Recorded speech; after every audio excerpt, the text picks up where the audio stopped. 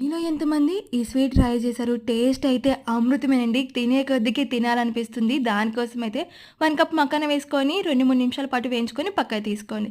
ఇదే ప్యాన్‌లో కాసింత నెయ్యి యాడ్ చేసుకొని, డ్రై ఫ్రూట్స్ కూడా వేసుకొని, గోల్డెన్ కలర్‌లోకొచ్చే వరకు ఫ్రై చేసుకొని, గోల్డెన్ కలర్‌లోకి రాగానే పక్కకు తీసేసుకోవాలి. ఇందులో అయితే హాఫ్ కప్ తురిమిన బెల్లం, కాసింత వాటర్ యాడ్ చేసుకొని, బెల్లాన్నయితే ఈ విధంగా పూర్తిగా కరిగించుకొని పక్కకు తీసేసుకోండి. మరొక ప్యాన్ పెట్టుకొని, 500 ఎంఎల్ అయితే పాలు వేసుకొని, పాలు ఈ విధంగా మరిగించుకోవాలి. ఇలా మరుగుతున్నప్పుడు నానబెట్టుకున్న సగ్గుబియ్యం ఒక హాఫ్ కప్ వేసుకొని, సగ్గుబియ్యాన్నయితే పూర్తిగా ఉడికిన తర్వాత మాత్రమే మనం ఫ్రై చేసుకున్న మకానా వేసుకొని, 1 స్పూన్ ఇలాచి పొడి కూడా తగిలించుకొని, కాసింత చిక్కబడేంత వరకు ఉడికించుకోవాలి. ఇలా చిక్కబడిన తర్వాత స్టవ్ ఆఫ్ చేసుకొని, పూర్తిగా చల్లార్చిన బెల్లం పాకం కూడా వేసుకొని, అంతా ఒకసారి ఈ విధంగా కలిపేసేసుకోండి.